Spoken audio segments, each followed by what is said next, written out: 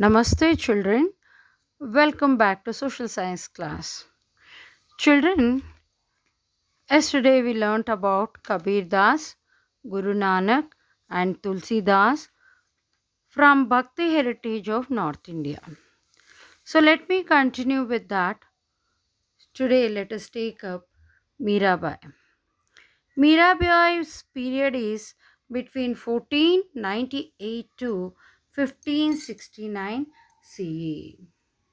1498 up to 1569 CE.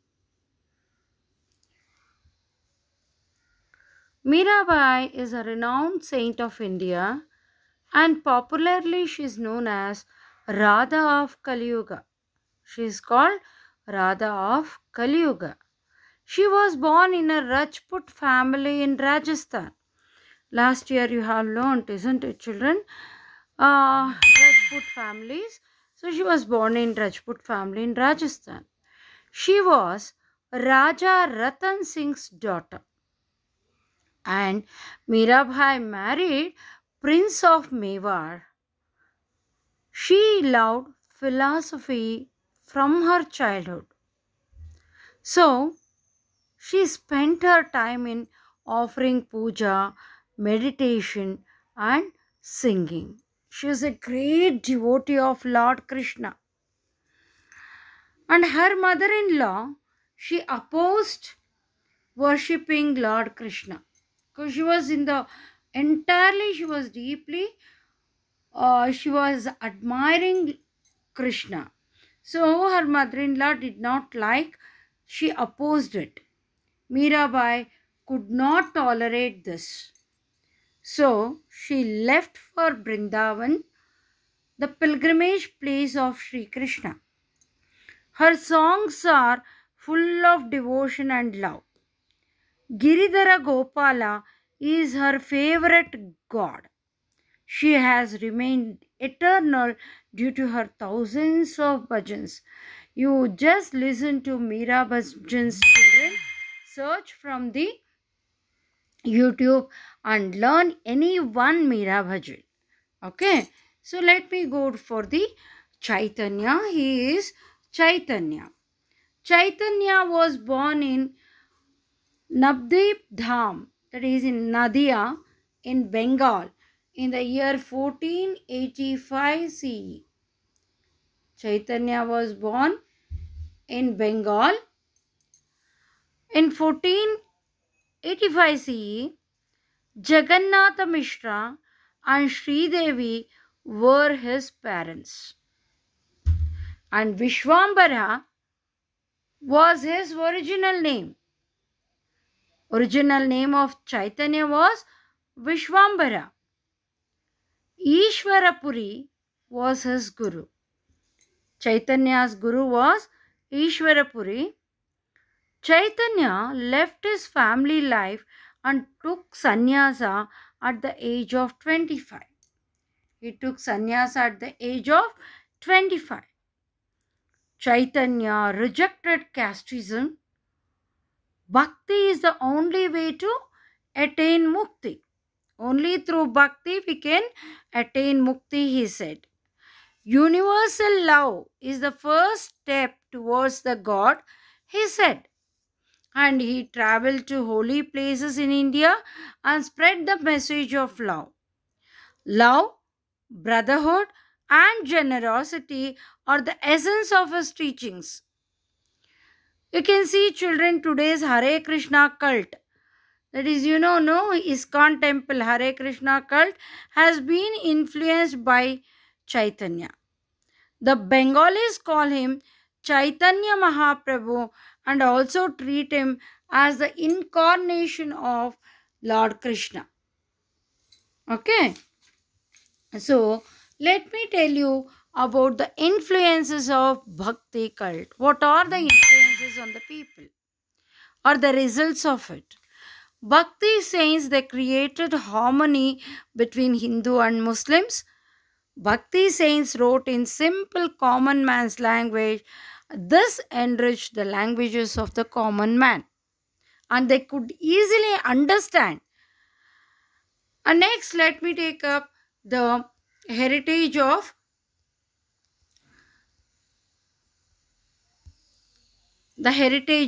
Sufis.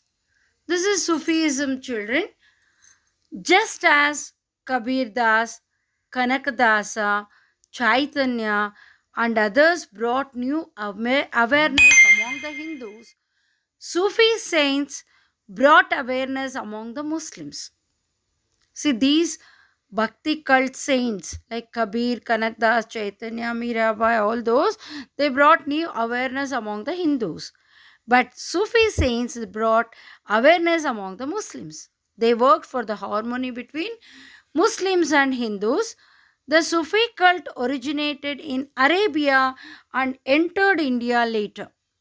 The word Sufi comes from the word Saf, which means clean and clear. The Sufi saints were mystics and they used to wear only woolen dress. You can see them, Sufi saints. Let me tell you about the essence of the Sufi cult. What did they say? God is one. He is powerful. We are all the children of God. See, God is one. He is powerful. We are all His children. And they encouraged good deeds.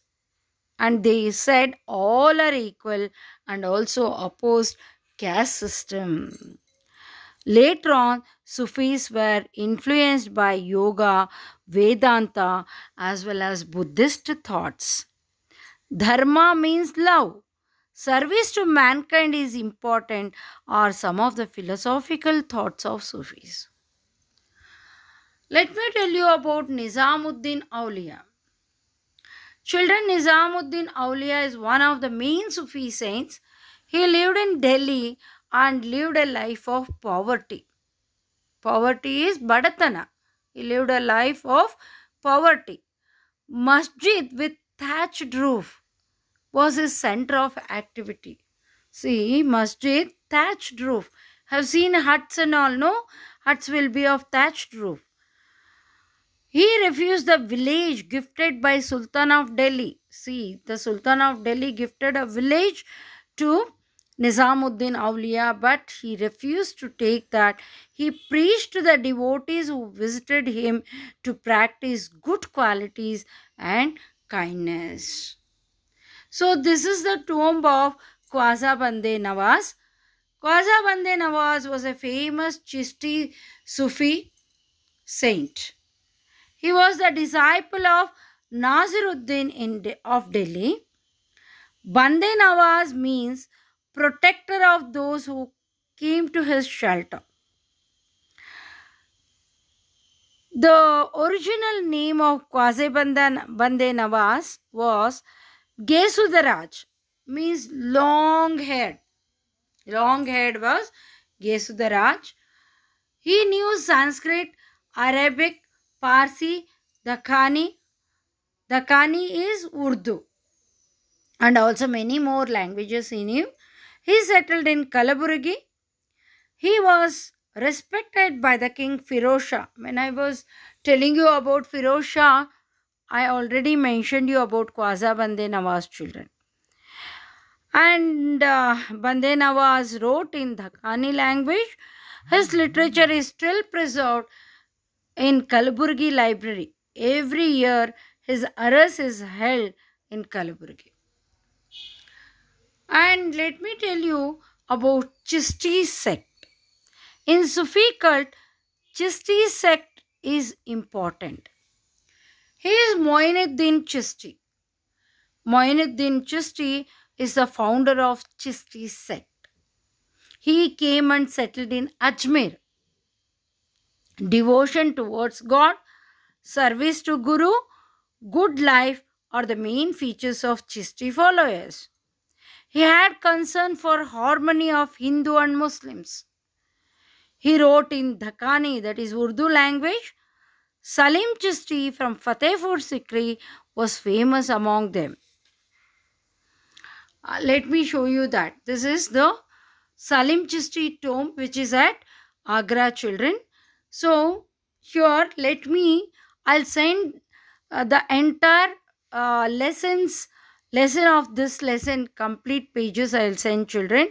Read the lesson, and also I will send the notes. You must complete it. Okay, children. Thank you.